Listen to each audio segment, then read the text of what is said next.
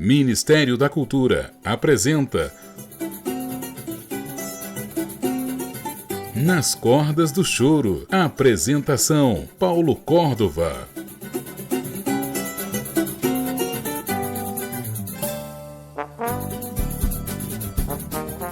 Reco do Bandolim encontra-se ao lado direito da tela, vestido com uma camisa de cor clara e florida. Sentados em poltronas. Entre eles tem uma mesa de vidro com 2 taças com água. Ao fundo, uma estante com livros e amplificadores de instrumentos musicais. Muito bem, amigos ouvintes da Rádio Cultura FM e aqui do podcast Nas Cordas do Choro. É com grande prazer e grande satisfação que eu recebo aqui hoje no Papo com o Chorão, o grande mestre, presidente do Clube do Choro de Brasília, Reco do Bandolim. Reco, é uma honra recebê-lo aqui. Obrigado, Paulão. Para mim também é uma alegria muito grande. Quero lhe parabenizar pelos programas que você vem fazendo, importantíssimos para a saúde do choro. E além de estar à frente do Clube do Choro, eu gosto sempre de falar da escola Rafael Rabelo, que é a primeira escola brasileira de choro, que tem realmente uma responsabilidade imensa. Eu sou filho do seu trabalho no Clube do Choro e da Escola de Choro Rafael Rabelo. Eu que fui da primeira turma, herdei um bandolim do meu bisavô, e esse bandolim foi parar na Tartaruga, e o meu cliente lá na UNB era Hamilton de Holanda, que me falou assim: conserta no Daniel, terça-feira, 9 horas comigo, quando a salinha era debaixo naquelas salas de vidro ali embaixo do centro de convenções. Me lembro, cheio de mosquito, por sinal. Exatamente. Me lembro, funcionamos duramente ali durante alguns anos. Mas funcionamos. Funcionamos, com certeza. Isso. Depois eu voltei, já em 2016, 2015, para aprofundar meus conhecimentos. Eu já era o Felipe, meu professor. Você estudou com o Hamilton, então? Chegou a estudar com o Hamilton, depois eu estudei com o Dudu Maia. Foram 2 anos ali. Quando me disseram, ó, vai pra vida, que você já está tocando, né? A gente já fazia aquelas rodas, né? E depois, agora, voltei com o Felipe. Fiquei mais, acho que 1 ano e meio ou 2 anos também, e me formaram. Falou, ó, no final do ano, tua apresentação de formatura, eu tenho lá um certificado assinado por Henrique Lima, nada mais nada menos que Reco do Bandolim. Pois é, Paulão, sabe que a história do choro aqui de Brasília é uma coisa interessante, que desde que JK fez as primeiras viagens aqui para Brasília, estou falando dos anos 50, né? JK, que era foi um homem extraordinário, mas era um político maravilhoso, um cidadão ilustre, mas ele era um curtidor de música, né? Ele gostava de serestas, gostava do choro, né? Então as primeiras vindas que ele vinha para cá, no Catetinho ainda, aquela casa de madeira, ele trazia o Dilermando Reis. O Dilermando Reis vinha para alegrar aquelas noites no céu de 180 graus aqui de Brasília, estrelado, alegrar o coração dos brasileirinhos que vieram de tão longe para construir essa cidade. Então o choro aqui de Brasília, a raiz do choro está aí, lá atrás nos anos 50 ainda. Pouca Exato. gente sabe disso, mas é verdade. Claro. Depois, nos anos 60, Jacó do Bandolim, problema de saúde que ele tinha no Rio de Janeiro, tem uma história interessantíssima, não sei se você conhece. O Jacó tinha tido um problema de coluna, etc. O doutor Veloso e o doutor Assis foram lá, bateram na porta, a dona Adília, a mulher do Jacó, abriu e disse: nós somos 2 médicos de Brasília. Doutor Assis, como a gente sabe... Não era médico. Não era médico, era um advogado, mas era um sujeito de uma ousadia, né? E atitude, né? E atitude, E aí disseram: somos 2 médicos de Brasília que viemos, em nome da cultura brasileira, prestar o nosso serviço médico para recuperar o Jacó do Bandolim. O Jacó estava 1 semana entrevado na cama. Exato. Então entraram, a dona Dília ficou assustada com aquilo, mas foi lá dentro, conversou com o Jacó disse: mande entrar. Eles entraram, Veloso aplicou uma injeção, eu confirmei isso com a filha do Jacó, a Helena, que estava viva ainda, eu convidei para vir aqui a Brasília uma época, e ela me confirmou a história. E o Jacó se submeteu. O sujeito enfiou uma agulha na coluna do Jacó. Bem, no dia seguinte, Jacó estava de pé. Olha só. E aí ficou tão entusiasmado que disse: olha, vamos fazer um sarau em homenagem a esses 2 grandes médicos de Brasília. E realmente reuniu na casa o pessoal todo do choro, época de ouro, etc. E durante esse evento, o Jacó tomou a palavra e disse: olha, eu quero agradecer muito a esses 2 grandes médicos que vieram de Brasília, em nome da cultura, segundo eles me disseram, e me colocaram de pé. Eu estou entusiasmado, esse sarau, portanto, vai ser... Doutor Assis, qual é a sua especialidade? Ele respondeu: ginecologista. Mas ele não era nada, ele era um advogado, né? Mas aí o Jacó ficou meio sem graça. Bem, o fato é que o Veloso, que faleceu há pouco tempo, era meu querido amigo, doutor Veloso, o Veloso fez uma conversa com o Assis, aí eu não poderia opinar a respeito, porque eu prefiro ficar somente com essa minha sensação. Eles fizeram organizaram uma conversa com o Jacó e disseram para o Jacó que o clima de Brasília era um clima maravilhoso para a saúde do Jacó. Então, o Jacó começou a vir para Brasília e passar, por exemplo, 6 meses aqui. Bem, eu procurei estudar para saber que tipo de clima que poderia fazer bem ao Jacó. Eu sei que o Jacó veio para cá, realizou diversas apresentações, inclusive para o ditador Costa e Silva. Costa e Silva, né? Houve lá na época da Revolução uma apresentação, o Jacó foi. Mas dessa época, a gente sabe, por exemplo, o Jacó fez uma amizade com o doutor Veloso enorme, compôs um choro para ele, que a gente conhece, legal. O Ternura. Jura? Foi feito pelo doutor Veloso? Eu não sabia. Doutor Veloso, é. E ofereceu ao doutor Veloso um bandolim, que depois, na nossa conversa, eu vou lhe contar. Doutor Veloso me ofereceu esse bandolim pouco antes de falecer. Eu estou com um bandolim que era do Jacó, passou para o Veloso me deu um do Souto, lá de trás, um bandolim muito antigo. Que maravilha. É. E, bem, então você veja, eu falei do Dilermando Reis, que veio aqui para Brasília, para a gente justificar por que essa cidade futurista abrigou o choro, que é um gênero centenário. Né? Então, teve o Dilermando Reis, teve o Jacó do Bandolim, depois, Paulão, quem veio para cá, por outras razões, o Valdir Azevedo. O Valdir Azevedo estava no Rio de Janeiro, perdeu uma filha num acidente tremendo e veio para Brasília anonimamente. Ninguém sabia que ele estava em Brasília. Comprou uma casa no Lago Sul. Se aposentou, que ele era funcionário da Light lá também? Exatamente. E veio para cá anonimamente, disposto a não tocar. Estava muito triste com a morte da filha, um acidente, uma coisa brutal. Uma menina jovem. E ele morava na QI1 no Lago Sul, foi isso? QI1 Lago Sul. É isso. Exatamente. Ninguém sabia que ele estava em Brasília, cortando a grama de casa. A máquina deu um problema. Eu não fiquei amigo do Valdir Azevedo, mas convivi um pouco com ele, toquei com ele, fizemos um show, mas não cheguei a ficar amigo dele. Mas tinha uma relação boa, claro, com o Valdir.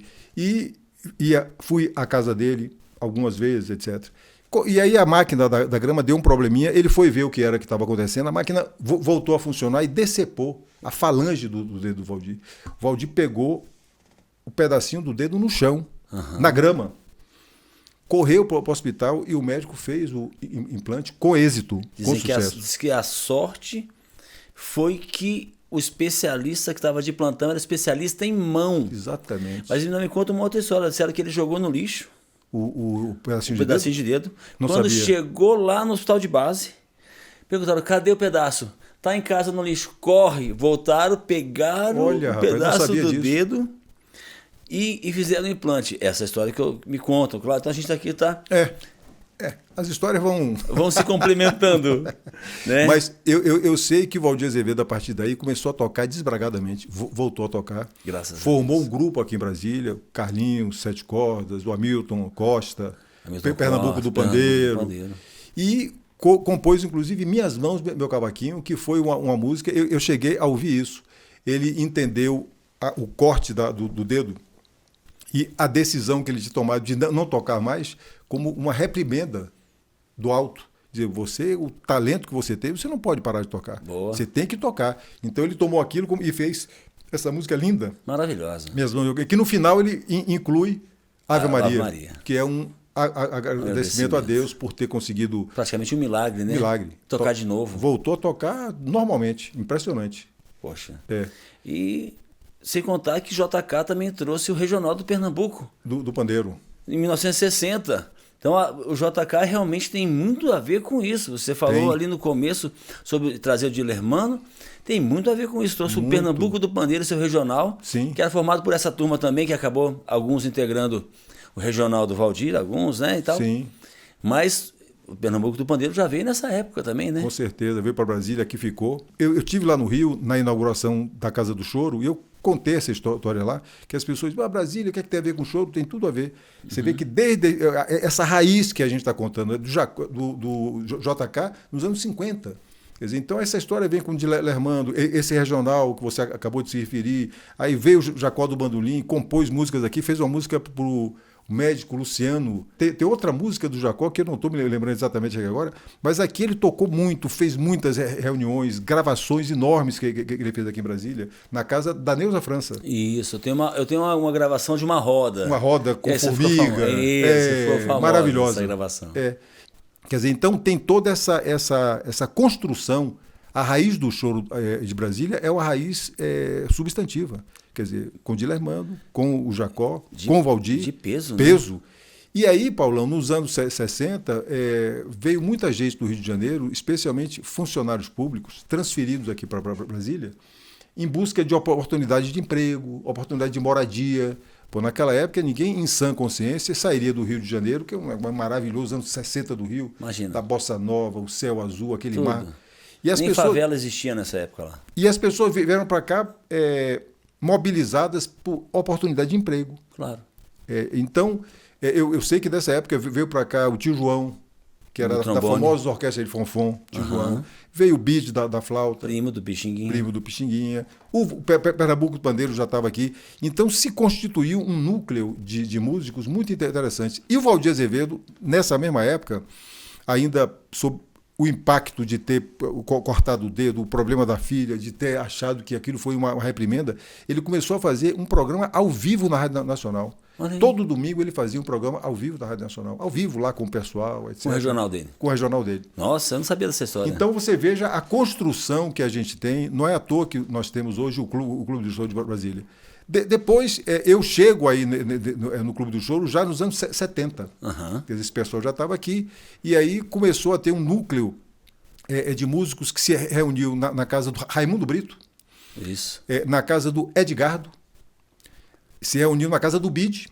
Na casa da professora Odete, que, por sinal, o marido da professora Odete era um advogado. Geraldo. O Geraldo fez o primeiro estatuto do Clube do Choro. Ah, jura? Foi ele que fez. Ela contou que para receber aquela primeira sede, tiveram que juntar e criar uma associação. Sim, né? Exatamente. E o governador Elmo Cerejo Faria. Elmo Cerejo. O Valci teve uma importância fundamental nisso, que ele era do governo. E aí o Elmo Cerejo assistiu a uma apresentação desse grupo e aí cedeu aquele que era um vestiário do Centro de Convenções. E aí nós começamos a funcionar ali. Mas nessa época você ainda era uma criança. Eu era um jovem, né? Eu me interessei pelo bandolim. Foi bom você ter falado nisso. Eu devia ter por aí uns 19 para 20 anos de idade. Eu estava na Bahia de férias. Eu não conhecia nada disso que eu estou falando. Eu estava de férias na Bahia, 72. Moraes Moreira fazia um show no ICBA, Instituto Cultural Brasil-Alemanha. Armandinho e Moraes Moreira. Eu fui ver o show. E a última música desse show era Noites Cariocas. Olha, eu considero isso um crime de lesa pátria. Eu, um brasileiro, talvez a música seja o produto mais importante que a gente tem nesse país. É a música brasileira. Concordo. Eu nunca tinha escutado um choro na minha vida. Você veja a irresponsabilidade do Estado com os jovens. Concordo. Eu tenho uma série de reclamações com relação aos americanos, mas uma coisa eu digo, eles têm uma noção muito profunda do significado da cultura para eles. Então, vê o que é que eles fazem com o jazz. Foi isso que me inspirou para a escola de choro. Tem institutos, tem escolas, universidades, Berkeley, que forma músicos do mundo inteiro, e o jazz é uma marca de prestígio cultural para os americanos, que gera royalty, dólar, prestígio. Claro. Pô, pelo amor de Deus. E aqui no Brasil, eu, um jovem da Bahia, de 20 anos de idade, nunca tinha escutado um choro. Aí estava lá na Bahia de férias, fui ver esse show com o Moraes Moreira, a última música, Noites Cariocas. Quando eu vi aquilo, rapaz, eu entrei em transe. Olha como é que são as coisas. Aquilo bateu em mim. Eu digo, rapaz, o que é isso? Que música é essa? Eu fui lá falar com o Armandinho, eu não conhecia, depois se tornou meu querido amigo. Perguntei, eu sou de Brasília, Armando, o que é isso? Isso é choro, pô, eu choro, Jacó, nunca ouvi. Eu digo, não, pô, Valdir Azevedo, o garoto. Eu digo, rapaz, cheguei aqui em Brasília e fiquei louco. Procurei um amigo meu, Ney Rosário, conhece o Ney Rosário? Sim. Um maestro. Ele tinha um bandolim em casa. Eu digo, nem me empresta esse bandolim. Rapaz, eu fui para casa, mudei o curso, que eu estudava de manhã, passei para a noite. Eu quase enlouqueci a minha família. Eu passava, Paulão, 12 a 14 horas sentado no chão com a vitrola. Eu não sabia qual era a afinação do bandolim, então eu afinava como se fosse a guitarra, eu tocava guitarra. Entendi. E quebrava a corda, e eu... Rapaz, eu cheguei a ter... alucinações. Eu começava a sentir que a minha cabeça crescia, assim, a minha mão crescia, Porque eu estava tão obstinado em descobrir E aquele aprender mundo. aquele som, aquela música. Mas era todo dia, 12, 14 horas, o pessoal lá de casa ficou preocupado comigo. E aquilo todo dia, todo dia.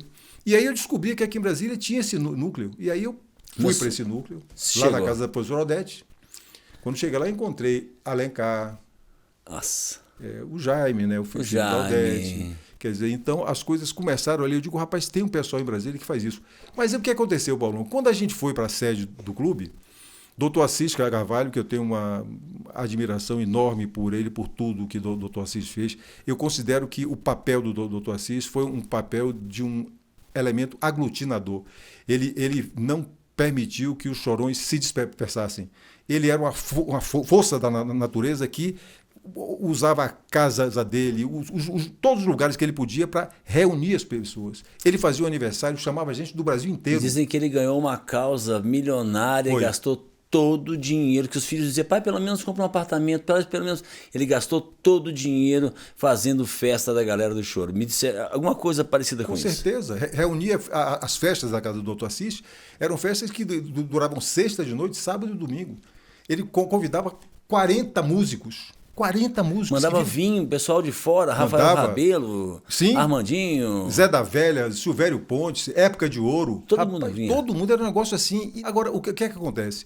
Nós fomos lá para o Clube do Choro, sim. O doutor Assis era o presidente do clube, mas ele nunca quis dar um sentido profissional ao Clube do Choro. Ele sempre queria fazer essa coisa de juntar as pessoas, fazer a roda. Que faz parte também. Total. Faz parte do choro. Só que o que aconteceu, Paulão? O Clube do Choro foi roubado por meliantes, arrombaram o Clube do Choro a primeira vez, roubaram o equipamento. Bem, só para dar um norte aqui. Então, vocês conseguiram a sede, com o Cerejo do estatuto, e ali entraram naquele, na verdade, um vestiário. Sim. Como já ouvi também que devia ser. Não era um vestiário, não era uma casa de show. Não. Tinha uma pilastra no meio, pia, banheira. Exato. Então, mas vocês resolveram utilizar, afinal de contas, vocês precisavam de um lugar. Era o local que a gente tinha. E aí, vocês começaram a colocar som e... som, geladeira, a gente mesmo levava bebida, etc. Aí o Clube do Choro foi vítima de um roubo, depois foi vítima do segundo roubo, e quando foi vítima do terceiro roubo, aí nós fechamos a porta. Por que aconteceu? Os encontros do Clube do Choro, no começo, eram muito festivos, todo mundo ia para lá, qualquer pessoa subia no palco, tocava. Quem tivesse com o instrumento na mão, podia chegar lá e subia que tocava. Claro. Então, não tinha ensaio, não tinha nada, as pessoas iam lá fazer uma farrinha, que é bom para burro. Aquela festa que acontecia no sábado à tarde se transferiu para lá. Exatamente. Não cabia mais na casa de ninguém, porque era muita gente. Exatamente. Pernambuco, frequentemente, ficava encarregado de fazer uma feijoada, porque o choro tem essa tradição, né? Comida e bebida. A fartura. E música. E música. Música de alto nível. Com certeza. Não vamos esquecer esse ponto. Agora, tem uma história de negócio de comida e bebida. Uhum. Aquele escritor Alexandre Pinho, Animal, ele fez um trabalho muito importante sobre isso. Escrevia muito mal, as coisas erradas, mas o trabalho dele tem uma importância porque ele resgata uma história que vale a pena. Então, ele dizia que lá atrás, quando alguém convidava os músicos do choro para tocar, os músicos iam, mas assim que chegava na casa do sujeito, um deles era, olha, a responsabilidade é sua. O sujeito saía andando pela casa, olhando para a cozinha, para ver na cozinha se tinha uma panelona de alguma coisa. Se tivesse, ele vinha sorrindo, etc. O pessoal sabia que tinha e abria. Se não tivesse, ele voltava e dizia... Aí, rapaziada, tem gato dormindo no fogão. Porque fogão de lenha, antigamente, ficava aquele restinho de fogo, os gatos subiam. Então, sério, tem gato dormindo no fogão, eles pegavam os instrumentos e iam embora. Se não tem comida nem bebida, nós vamos embora. Vou embora. Então, toda quarta-feira, rapaz, tinha lá alguém que fazia uma comida, a gente ia para lá e era um divertimento, todo mundo tocava. Mas aquilo foi passando, isso começou mais ou menos em 77. E aí foi 78, 79, 80, 81, 82. Mas aí o público que começou a cansar um pouco. Porque não tinha renovação, não tinha ensaio. Então as pessoas que iam para lá, era uma coisa amadora, extremamente amadora. Claro. Aquilo me chamou a atenção. Eu digo, rapaz, chegou em 83, aconteceu o terceiro roubo, roubaram tudo. Aí o clube fechou e ninguém Disse nada. Fechou. E ninguém se manifestou. Ninguém se Todo mundo manifestou. estava cansado dessa questão de ser roubado, Sim. do calor. Às Uma vezes. coisa meio repetitiva. Aquela galera que também chegava lá, só bebia. Enfim, eu entendo o que você está falando. Bem, chegou em 1993, saiu uma reportagem no jornal dizendo que o Clube do Choro será despejado, porque estava fechado já havia... 5 anos. Um tempo bom que estava fechado. Já estava fechado há 70, bastante tempo, de 83, 10 anos fechado. De 10 83 até 93. 93. 93. 10 anos. Aí vai ser despejado. Eu liguei para o doutor Assis. Falei, doutor Assis, o senhor está vendo aí, o clube, ele era o presidente. Ele disse, Henrique Filho, eu agora não vou poder fazer nada, eu estou assumindo a chefia jurídica do Ministério da Indústria e Comércio, se não me engano, não estou com tempo nenhum. Por que você não se quer candidato? Eu, na época, estava dirigindo 13 emissoras de FM na Rádio Jobrais. Você trabalhava na Rádio Jobrais? Jobrais? Trabalhava na Rádio Jobrais. 13 emissoras. Eu digo, doutor Assis, eu não posso, eu estou ocupadíssimo. Mas, Henrique Filho, você tem um perfil, você tem que fazer isso. Se perder essa sede, eu não vou poder agora, eu estou com essa responsabilidade. Eu aí fui para casa, chamei minha família e disse, olha, eu vou encarar essa. Vou ter que pedir licença das minhas funções, pedir licença, virei um produtor executivo lá da Rádio Jobrais. Um dos melhores, né? Enfim, fui lá, desci lá na escala e aí entrei de unhas e dentes, né, nesse negócio. Como é que vamos fazer para recuperar o Clube do Choro? E agora uma parte. Revolucionou o choro no Brasil. Brasília, no Brasil, no mundo, no universo e, como digo no programa, na galáxia. Com a ajuda dos músicos maravilhosos que a gente tem. Mas você, como eu já te falei outras vezes, você foi o laçador. Que laçou todo mundo, falou, vamos fazer realmente, assim, que as coisas se transformaram gigantescamente. E aí a primeira coisa que eu tinha que fazer é que eu vi lá que aquele espaço que a gente tinha era um vestiário. No meio tinha 10 pias, assim, uma pia aqui, outra pia. Tinha uma coisa, não sei se você se lembra. Eu só me lembro só da pilastra. Tinha uma pilastra na minha época, quando eu fui, já não tinha mais as pias. Rapaz, eu peguei uma pessoa, consegui um Fernando Andrade, que eu tenho uma gratidão para esse cara, que trabalhava com Oscar Niemeyer. O Fernando Andrade fez o projeto, fui atrás dele, não conhecia ele, fui atrás dele lá na UNB, conversei com ele, ele fez um projeto, demorou 10 meses para fazer o projeto. Aí, depois de tudo pronto o projeto, o administrador de Brasília fez, não pode mexer não, isso aí é do Dr. Oscar. Eu digo, eu estou aqui com uma pessoa que trabalhou com ele. Não, isso aí tem que ter autorização do Dr. Oscar, não pode mexer. Essa coisa toda. Aí fomos falar com o Dr. Oscar. Bem, conseguimos. Ele tirou aquelas pias, deu um aspecto minimamente profissional. Deu uma limpada ali. Tirou aquelas pias, aquelas coisas ali que tinham... Enfim, e aí nós fizemos, rapaz, no governo Cristóvão, gratidão ao governador, querido amigo, nós fizemos o choro legal. Convidei o Paulinho da Viola. Olha, Paulão, foi uma noite memorável. Eu lembro que desse o projeto. secretário de Estado todo compareceram, o governador compareceu, o Paulinho da Viola. Foi uma noite, assim, maravilhosa. À noite. Terminar isso aí, eu digo, rapaz, como é que eu vou começar a fazer o Clube do Choro? Eu precisava de verba, não tinha patrocínio. Eu chamei Armandinho e Rafael Rabelo, que estavam no auge. A dupla que eles fizeram. Estavam arrebentando em tudo. Viajando o mundo inteiro. E olha, aí eu falei com Tem aquele show deles ao vivo que eu toco direto. Os dois. E eu falei, gente, eu preciso que vocês venham a Brasília fazer um show para reverter a renda para o Clube do Choro. Aí o Rafa disse, conte comigo, Reco. Aí o Armandinho, conte comigo. Eu digo, vamos embora então, vamos embora. Fui à Sala Vila Lobos. Eu peguei, Paulão, pessoalmente, 1.300 ingressos da Sala Vila Lobos e vendi de mão em mão, todos. Eu demorei um mês para fazer isso. Um mês, vendendo convite, de mão em mão. Na hora de trazer um irmão meu, Carlos Henrique Serco, porque eu tinha saído da minha proposição da Rádio Jobrais, fui lá para a produção de, eu preciso de um apoio para comprar passagem, hospedagem. Meus irmãos fizeram uma vaquinha lá, aí mandou uma passagem para o Rafael, Só que o Rafael, ele vinha com a esposa. Ele falou, que eu vou com a minha esposa, não tem problema. Na véspera de vir, tudo vendido, ele ligou e disse, Reco, eu me lembrei que amanhã, o dia do show, é aniversário da minha filha. Então, eu queria te pedir para você trocar a passagem da minha mulher para minha filha. Eu digo, perfeitamente. Não era tão fácil, mas eu fui até a agência, fiz a troca. Você falou para ele sim, mas você teve que... Eu tinha que fazer, porque até o show eu tinha que virar nos 30. Passagem, se fosse o caso. Rapaz, você sabe o que aconteceu? Armandinho, eu nunca me esqueço, chegou às 11 horas da manhã, eu fui para o aeroporto, peguei, e o Rafael chegaria às 13 horas. Eu falei, Armando, vamos dar uma voltinha na cidade, vai demorar aí. Ficaram no hotel Heron, eu nunca me esqueci disso. Armando fui dar uma voltinha com ele, voltamos, às 13 horas chegou o voo do Rafael, sem o Rafael. Eu digo, rapaz, o que é que houve? Então ele deve vir no voo seguinte, nada do Rafael. Meu Deus. Eu digo, meu amigo, aí peguei o telefone, que não tinha na época celular. Não existia. Liguei para o Rio de Janeiro, para a mulher dele. Ela disse, Reco, aconteceu uma coisa muito desagradável, o Rafael não vai para o show. Eu digo, como é que é? Não vai? O que é que houve? Ele chegou lá no aeroporto e não tinha passagem para a filha dele. Eu digo, mas eu fiz a troca. Ele disse, mas não tinha passagem.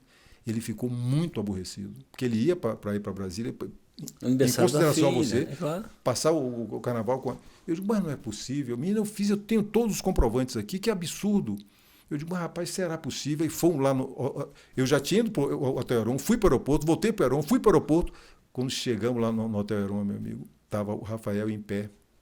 Ele estava usando uma barba todo ruivo, em pé com o violão assim, com a cara de réu.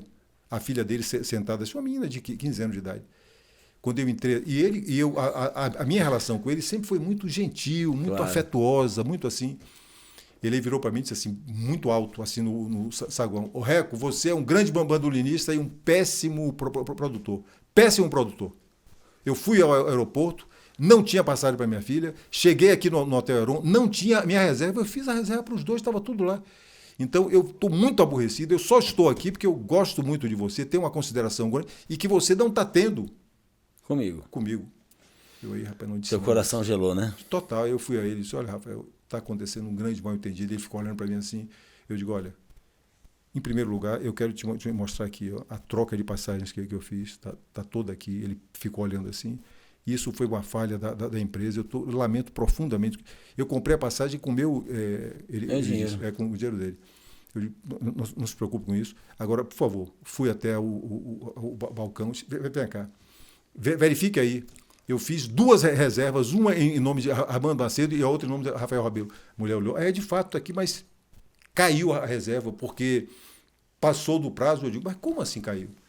Ele viu que eu tinha feito tudo direito, falou, Reco, olha, vamos deixar isso para lá, vamos lá em cima no bar do hotel. Subimos lá no bar do hotel, botamos lá uma bebidinha e foi como se nada tivesse acontecido de mal. Rapaz, o coração do artista é um negócio maravilhoso. Aí ele relaxou, começamos a conversar, relaxou. E eles dois, Paulão, ali, armaram o show. Vamos fazer isso, aquilo, aquilo outro. Esse show foi um sucesso tremendo, entendeu? Eu peguei toda a renda, prestei contas a eles, tudo o que eu fiz com o dinheiro, com nota fiscal, etc. O começo é assim no Clube do Choro. E no último dia que eu resolvi fazer em casa um almoço para o Armandinho, para o Rafael. Ele ficou bem, mas de qualquer maneira ele ficou com aquele sentimentozinho, porque, porra, ele chegou lá... Deu ruim.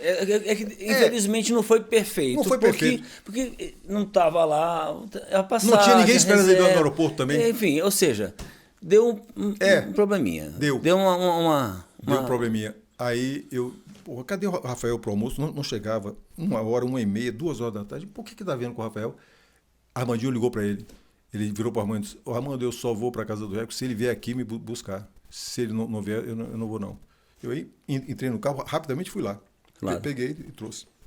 Aí ficamos lá em casa. Bem, lá para 5h30, 6h da tarde, o meu irmão me ligou, o Carlazinho, e falou, Reco, nós estamos aqui no Piantella. Naquela época era o auge do Piantella. Eu lembro, Piantella na 2, sul ali. E eu falei aqui com o Marco Aurélio, com as pessoas aqui, que o Rafael está aqui, o Rafael Rabelo estava fazendo sucesso, o Armandinho. Vocês não querem dar um pulinho aqui, não? Jantam aqui, vocês são nossos convidados. Eu digo, vamos embora. Aí fomos, rapaz, eu, Rafael, Armandinho, Cida, minha mulher, a mulher do Armandinho, Alencar. Aí eu liguei para Alencar, vamos lá no Piantella. Eu queria que ele fosse comigo, que era minha... Não, era meu violão. Ele estava com o violão dele lá e eu estava sem o meu. Rapaz, nós fomos para lá. E aí, quando nós entramos lá no Piantella, o Marco Aurélio disse, olha, quem está dentro não sai, quem está fora não entra. Fechou a porta. Meu amigo, nós fizemos uma roda de choro ali dentro. Bem, foi um negócio inesquecível. Caramba. A minha última imagem do Rafael, na minha presença, da minha mulher, do Armandinho, que está aí, e da Ângela, foi o seguinte. A gente estava conversando, depois de tocar, jantamos, tomando um vinhozinho, etc. Ele se segurou aqui no meu braço e disse, Reco do Bandolim, eu te amo. e me deu um beijo. Ô, cara.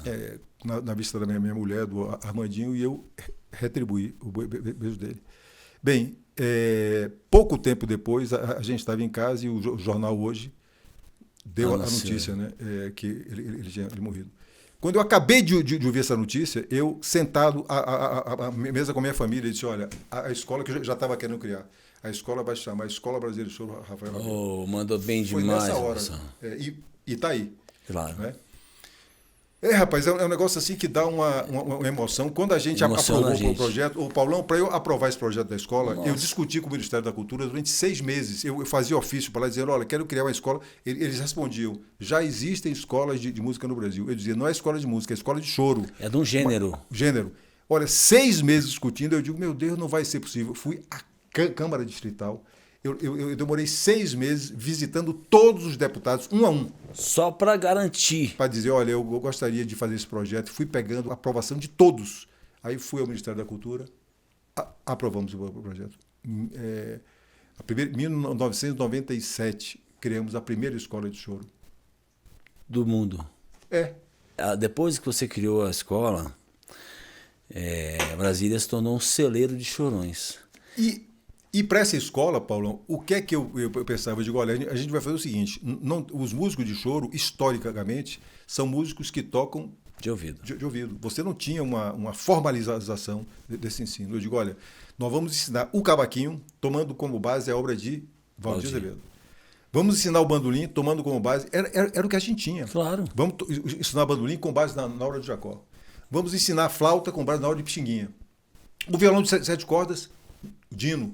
Claro. E por aí foi. Assim foi. Convidei na época o Marcos César, lá de... Sim. Marcos César, bandolista. Sim. Grande pernambucano. Claro. E convidei o Maurício Carrilho do Rio de Janeiro para vir a Brasília, para a gente conversar a respeito, para ouvir um pouco a opinião deles a respeito. Tivemos essa conversa, eles foram embora, então começamos a escola. Aí comecei a convidar Alencar para dar aula. Eu tive aula com ele, graças a Deus. Mesmo tempo que o Hamilton me chamou para ir terça-feira, 9 horas, que a primeira turma de bandolim, foi a primeira turma de bandolim, o Alencar estava lá também. E eu tocava violão, já tocava violão. Aí eu vi o Alencar 7 cordas, o Hamilton de Holanda, falei, o que você quer? Eu quero os dois. Só que chegou depois de 6 meses que eu tinha ali o restaurante, a lanchonete para trabalhar, eu fazia história da UNB ainda, então eu tive que optar. E eu fiquei pelo bandolim, porque eu tinha herdado aquele bandolim, um bandolim do meu bisavô, aqueles bandolim bochudinho, gordinho, todo em madrepérolas. E eu comecei a estudar com ele mesmo, e foi isso. A primeira música, como você falou, foi Carinhoso, né? Era assim, eu aprendi essa música. Quer tocar choro? Começa com essa música. Aí o que aconteceu? Eu digo, vamos começar a fazer o projeto Rouanet, a Lei Rouanet. Como é que a gente vai fazer? Eu digo, olha, vamos fazer o seguinte. A grande mídia, eu trabalhei com rádio a vida inteira. Claro. E eu via que as emissoras de rádio e de televisão não prestigiavam o choro, que é a nossa música, diferente dos americanos. Eu digo, vamos fazer um projeto seguinte. A gente vai escolher a cada ano um nome da música brasileira que, na minha visão, na visão dos chorões. É o sujeito que é responsável pela moderna música popular brasileira. Aí nós começamos a pegar 1997, o Pixinguinha, centenário de Pixinguinha. Fizemos o projeto era o ano todo de Pixinguinha. Eu convidava os artistas e cada um que eu convidasse tinha obrigação de apresentar a visão dele sobre a obra de Pixinguinha. Claro. Então isso foi rico para o Dominguinho, chegava de acordeon e ele dizia como ele via o Pixinguinha. Aí 1900 veio Pixinguinha, depois fizemos 80 anos do Jacó, depois fizemos 50 anos de Brasileirinho, Valdir Azevedo, todos assim. Eu ia contando a vida dessas pessoas. A cada dia do show, eu subia no palco e contava um pedacinho da vida de Pixinguinha, um pedacinho da vida do Jacó do Bandolim. Cada ano era um projeto. 2000 foi Chiquinha Gonzaga, tinha um subtítulo muito interessante, Ninguém Resiste ao Choro de Mulher. Chiquinha Gonzaga. Então fizemos o ano inteiro de Chiquinha Gonzaga. Chiquinha Gonzaga é uma heroína brasileira. Todas as mulheres deviam reverenciá-la, porque além de ser uma grande feminista, abolicionista, revolucionou a sociedade brasileira. É verdade, corajosa, é verdade. E aí teve um momento, rapaz, que a gente teve uma ideia maravilhosa, rapaz, que foi o seguinte, eu digo, eu preciso modernizar o público.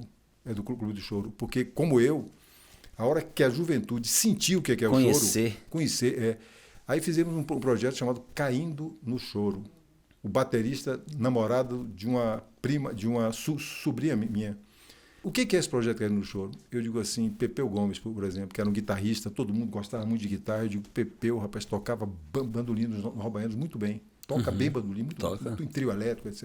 Aí eu liguei para Pepeu. Pepeu, eu quero te convidar para ver o Clube do Choro, mas não para tocar guitarra, para tocar bandolim. Pô, bandolim, eu digo, Tem 10 anos que não toca bandolim, eu lembro de falando uma coisa dessa, uma entrevista dele. Aí Pepeu topou, aí botamos Pepeu Gomes, Cai no Choro.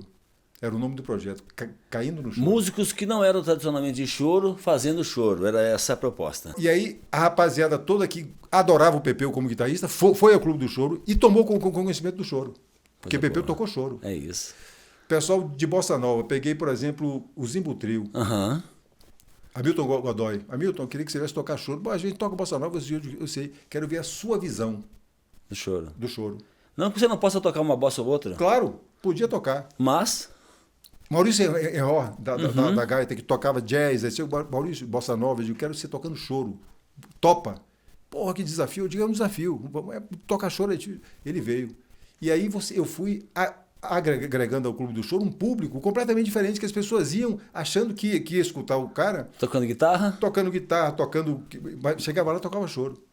Eu me lembro um dia, rapaz, que a casa estava cheia, tinha uma fila assim de estudantes da UNB, era o que eu queria.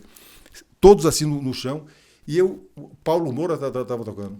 O Paulo Moura começou a tocar o Carinhoso. Tá. E eu queria ter naquele momento, rapaz, uma câmera... a fisionomia dos jovens assim, quase que se decompondo, assim, os caras tomando contato com aquilo que era deles, eles não sabiam. Não conheciam. Não conheciam. Por isso. Por isso que, rapaz, então houve um rejuvenescimento lá no Clube do Choro incrível. Muita gente jovem começou a ter uma mistura, né? De pessoas mais velhas, pessoas jovens, que iam com interesse comum, que era o interesse de ouvir música. E foi desde essa época que eu comecei a fazer um trabalho de formação de plateia. Toda vez que vai começar o show, eu digo, olha, meus amigos, essa casa é uma casa de música e eu quero pedir a todos, delicadamente, que façam silêncio durante a exibição. Claro. O prato principal do Clube do Choro é a música. E aí começou a ter esse hábito. É tanto que hoje, rapaz, todo mundo que vem ao Clube do Choro, que ali é uma casa que tem bebida, mulher, tem... Tudo. É natural que as pessoas... Mas não, quando começa a música... Todo mundo em silêncio. Se alguém conversa, o próprio público faz... Shhh! Aí o cara, porra, o que é isso? A gente está aqui para ouvir a música. Para ouvir música. E a gente quer ver o instrumentista. Exatamente. Não é apenas um baile. Não é apenas entretenimento. Não. Bem, 2014 eu recebo uma ligação do Rio de Janeiro, Dr. Oscar Niemeyer. A TV Senado começou a filmar, é muito importante dizer isso, né? E começou a dar uma dimensão nacional ao que a gente fazia aqui. Porque é uma TV que passava em todos os... Brasil inteiro. Então as pessoas... Eu lembro que eu chegava fora de Brasília e dizia...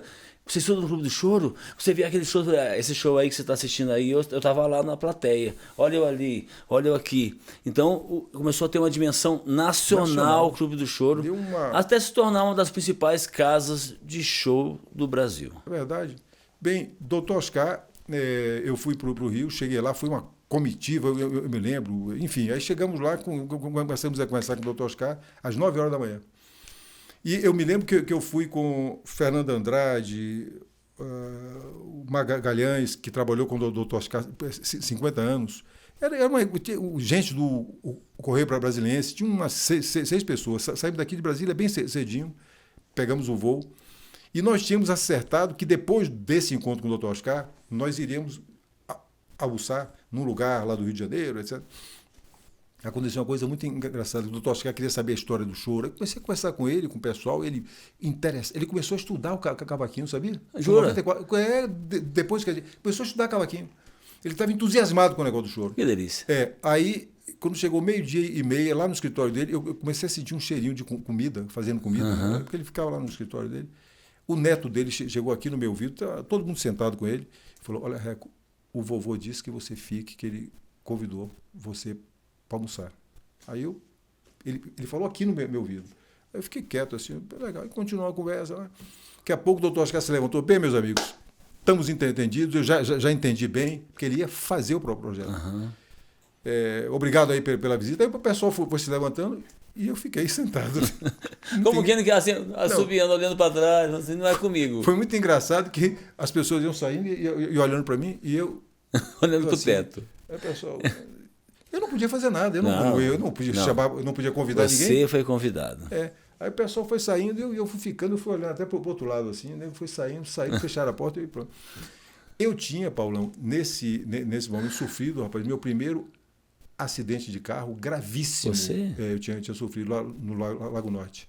Perda total do carro, estava sem cinto. Eu vinha na pista e tinha um céu assim bonito, era 5h30. Aquele horário daquele céu rosa maravilhoso aqui de Brasília. Eu tinha almoçado em casa com a minha família, meus pais estavam lá em casa, todo mundo. Eu saí porque eu tinha um compromisso. E aí quando eu fui olhar para o lado, rapaz, 4 rapazes que estavam no carro saíram de um conjunto, mas foi um negócio assim que não tem como explicar, não tinha ninguém na pista. 5h30 lá no Lago Norte, lá atrás. Quando eu olhei para lá, ele entrou e parou o carro, rapaz, no meio da pista. Você entrou com tudo. Eu bati no fundo dele sem ver. Eu estava a 60 quilômetros. Meu amigo, foi um impacto. Eu passei, o airbag abriu, eu estava sem cinto. Estourou o airbag, eu passei por cima do volante, quebrei o vidro com a cabeça, quebrei o vidro e caí em cima do capô do carro. Parada respiratória. Não conseguia respirar. Não conseguia respirar. Rapaz, olha, enfim. Um milagre você daqui hoje, aí né? eu fui atendido, Sara Kubitschek, etc. Aí fiz uma amizade, o Campos da Paz ficou meu grande amigo, porque ele já conhecia o Clube do Choro, mas eu não conhecia ele pessoalmente. E ele me falou, Reco, olha, eu fiquei tonto, visão dupla, fiquei 2 anos e pouco com visão dupla. Eu olhava para você, tinham 2. Jura? Eu chegava na rua, os carros eram uma agonia muito grande, eu via milhares de carros, era uma coisa muito ruim. 2 anos e pouco assim. Sem dirigir também uma época, né? Só se eu fizesse assim, ó, que aí eu ficava só com o olho, eu via um. Negócio terrível, rapaz. Eu me estressou muito, eu não dormia, tonto o dia todo. Não, e o trauma do acidente. Né? E o Campos da Paz disse, você não pode andar de avião, você tem que vir aqui ao Sara dia sim, dia não, você tem que vir aqui, porque você tem um risco de ter uma hemorragia tardia, ele dizia assim. Aí, exatamente nesse momento, o doutor Oscar me ligou. Eu estava passando muito mal, rapaz, sabe? Eu digo, meu Deus do céu, será que eu vou para esse negócio? Eu estava achando que eu ia, sinceramente. Ia bater as botas. E aí alguém me disse que o doutor Oscar estava com essa ideia de fazer. Eu digo, eu vou. Aí peguei o avião e fui. Minha família ficou... Eu fui. Você não pode viajar, aquela coisa toda. Pressão na cabeça, aquela coisa do... Aí fui lá, não aconteceu nada, graças a Deus. Aí tive a reunião com ele. Paulão, aconteceu uma coisa incrível. 4 horas da tarde, depois que a gente almoçou, houve uma... Conexão. Ele falou, Reco, eu estou sentindo que você não está muito bem. E ele com aquela cara dele, esse doutor Oscar, você às vezes fica com o olho assim, o que é que está vendo alguma coisa? Eu falei, doutor Oscar, aconteceu isso, eu só vim aqui porque... Mas não me diga, por que você não veio aqui para o irmão dele, o Paulo Niemeyer, que era o cara mais... médico. Neurologista, é o cara um cobra que tem no Brasil. Eu disse, pois eu até tentei uma consulta, mas só tinha para daí a 6 meses. Ele disse, peraí. Fulana, me liga pro Paulinho aí. Ligou, Paulinho, olha, eu estou aqui com um novo velho amigo. Ó, o Reco, que honra, hein? Ele sofreu um acidente e eu quero lhe pedir a gentileza de atendê-lo agora. Eu aí liguei para minha amiga, rapaz, Clara Werner, pianista. Minha querida amiga. De Clarinha, eu estou aqui na casa do Dr. Oscar. Você teria como me acompanhar? A Reco agora. Aí veio com o motorista dela, me pegou lá e me levou para o... Eu fui ao Niemeyer, passei, rapaz, umas 3 horas lá, fazendo tudo quanto é exame que você imaginar. Quando acabou tudo, ele disse, olha, Reco, você não corre risco de morte. Eu fiquei tão emocionado quando ele me falou isso, que eu comecei a chorar. Você achava Eu passava muito mal, era muito mal, aquela visão dupla, eu estava desconectado. Meio que uma coisa, meio labirinto também, deve ter... Tonto, eu não conseguia, eu não tinha equilíbrio com a visão dupla, eu perdi a conexão. Para ter essa reunião com ele foi difícil para mim, mas e vai tornando a gente desgostoso também. Total. Você está aqui, mas você não está curtindo. De jeito nenhum. É isso, exatamente, a sensação é essa. Aí, rapaz, eu saí de lá, agradeci muito a ele, aí cheguei na recepção e digo, vem cá, veja aí a minha continha. Olha, se a gente fosse pensar em termos de hoje, foi alguma coisa assim em torno de uns 15 mil reais. Aí eu digo, vem cá, você pode dividir para mim em 3 vezes? Ele disse, não tem problema não. Aí eu peguei o cheque, feliz da vida, não queria nem saber o que era, se era Aí fiz o cheque. Depois eu pago. Entreguei. E aí fui saindo feliz, com vontade de rir, de chorar. Porque você não sabia que não tinha risco de morte. Eu pensei que... exatamente. Eu estava feliz com isso, que ele me deu. Ele disse, você não tem risco de morte. Você pode ficar tranquilo. O que aconteceu foi isso. Paulão, quando eu vou entrando no táxi, a secretária, rapaz, vem correndo de lá e disse, Reco, pelo amor de Deus, os cheques todos rasgados. Ele disse, quase que eu perco meu emprego, não sabia que foi o doutor Oscar que ele encaminhou. Os amigos do doutor Oscar não pagam. Foi a secretária, não foi ele. Não foi ele. Quase que ele me demite, pelo amor de Deus, olha, tá tudo aqui. Eu digo, meu Deus do céu. Resolver dois problemas de uma vez só. Que bom que você foi. Né? Que bom que você não ouviu a família. Gente, não, eu tenho que ir. Porque aí eu resolvi o problema do projeto que o Dr. Oscar fez. E o teu? E aí como é que voltou? Aí você tá vivendo um só aqui agora? Hein? Claro. 2 anos e pouco eu fiquei com visão dupla. Negócio horroroso. E aí foi fazendo um tratamento? Foi como ele disse, tive que fazer um tratamento, etc. Fui melhorando aos pouquinhos, etc. Vai tomando remédio, etc. Claro. Um negócio brabo. 6 meses depois, o doutor Oscar estava com o projeto pronto. E aí, mais uma vez, eu do lado dele, o governador na época era o Roriz. Estava nos últimos... Não foi o Roriz que fez, foi o Arruda que fez. Mas, que era o governador Roriz, na época. Na época. Ele ligou pro... Executou foi o Arruda. O Arruda. Ele ligou para o Roriz. Governador, tudo bem? Uma autoridade, rapaz, que ele tinha. Eu que construí essa cidade aqui. Olha aqui, ó. Eu estou aqui do meu lado como presidente do Clube do Choro, acabei de fazer um projeto, ofereci de presente, é o projeto do Espaço Cultural do Choro. E eu quero, nesses termos, que seja construído ao lado do Centro de Convenções. Entendido? Então, ok, tá bom. O Reco está com o projeto, entendeu? O portador, mas o Roriz estava saindo. Entrou a Arruda. E junto com a Arruda, o secretário de Cultura, Silvestre Gorgulho, que é meu dileto amigo, uma pessoa maravilhosa. E Silvestre, então, se empenhou a fundo. Em 2011, o Clube do Choro novo. A nova sede. E da escola de choro. Da escola e do clube. Que agora eles são ligados, eles são uma coisa só. Exatamente. Eu tive a honra de, como eu te falei, em 2016 ou 2015, quando eu voltei para a escola de choro, falei com o Henriquinho, quero voltar para a escola de choro. O Henriquinho estava ali na coordenação. Sim. Ele falou, sua bolsa está aqui. Garantida. Estamos te esperando. Sempre fui tratado desse jeito, portas abertas. Eu queria dizer a você o seguinte, Paulo, que eu até 8 anos eu estava lidando com o clube e com a escola. Você sabe que eu sou músico de ouvido, eu nunca estudei, eu estou disposto a estudar agora lá na escola, com o manual do choro que o Henriquinho fez. Eu aí conversei com o Henriquinho fez o curso dele da UNB, pegou um avião, foi para Portugal, fez o mestrado lá, voltou, rapaz, assumiu a escola. Graças a Deus, rapaz, está dando uma dinâmica completamente diferente. Necessário. Claro, necessário. É preciso que a coisa se renove. Com certeza. É para propagar aquilo que o Pixinguinha fez, aquilo que o Joaldinho... Tem que ter o desdobramento. Precisa ter. E o papel da escola nessa renovação dos talentos. Quantos talentos? Com certeza. Todo ano você chega lá e vê aqueles meninos... Brasília é respeitada, né, Paulo? Em todo lugar. No mundo inteiro. Quando eu chego fora e falo assim, sou músico de Brasília, sim. Você toca o quê? Bandolim. O cara já me olha atravessado. Porque assim, a nossa referência aqui é muito alta. Se a gente não tocar igual o Milton de Holanda, para nós tem que fazer, você é fraco. Mas lá fora, é verdade. Tem que falar assim, nossa, você toca demais. Aí a gente fala assim, toca mais ou menos. O Hamilton toca mais. Né? Mas é isso, a nossa referência é muito alta. Eu estou muito feliz, rapaz, porque o Henriquinho, como você chama, né, rapaz, ele está fazendo um trabalho realmente fenomenal. Rapaz. Meu dileto amigo, tá? Eu sei disso, está dando uma dinâmica completamente diferente, com a experiência que tem. Na época da pandemia, criamos um curso online, que agora vamos dar um desdobramento. Que agora abrange o mundo inteiro.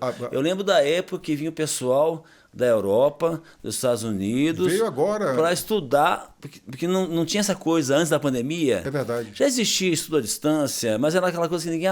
que legal. Mas com a pandemia, isso foi a maneira de resolver isso. Com certeza. Vieram recentemente 15 estudantes da França, né? Da França? Fizeram um curso intensivo aqui na escola. Nós estamos com projetos muito bons. Eu acho que o Clube do Choro é uma instituição extremamente importante, mas hoje eu jogo todas as fichas na escola, porque é a escola que forma. E a manutenção. Que mantém. Renovação. Que divulga, que renova. É exatamente isso. E hoje, Paulo, eu vou lhe dizer uma coisa.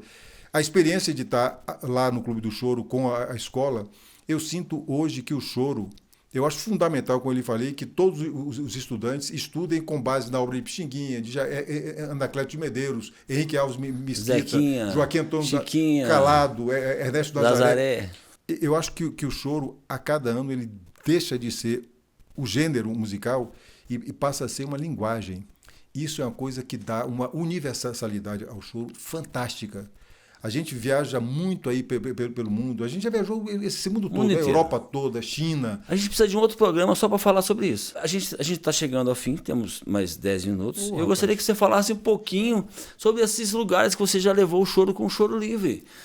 Eu sei que o último lugar agora foi... A última viagem que foi antes da pandemia, nós fomos a Berlim, Viena, Roma e Lisboa. Mas vocês estavam em Dubai também? Teve Dubai, teve Teherã, teve Abu Dhabi, teve Kuwait.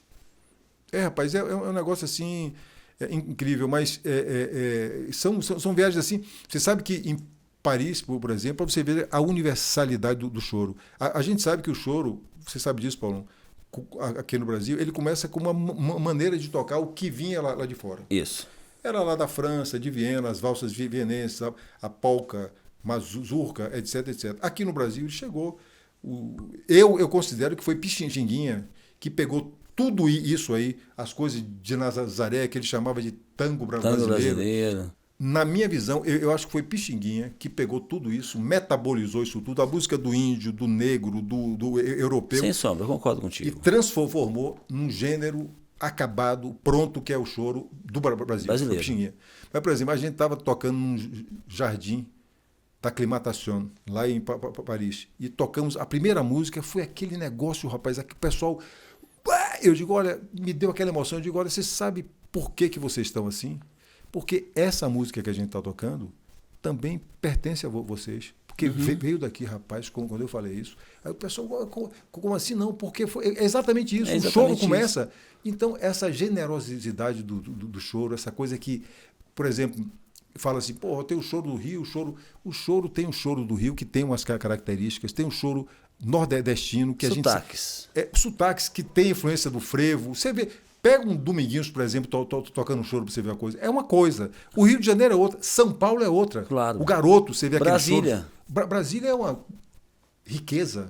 Brasília parece que transformou, parece que deglutiu a influência do rock, do jazz. É uma coisa... Eu não considero, Paulão, que um seja melhor do que o outro. Eu acho que são complementares, mas são ricos. Cada um tem sua contribuição, um tem sua... É como você pegar... Eu estava conversando esse dia com um amigo. Existe o choro tradicional, vamos supor, o choro do Pixinguinha.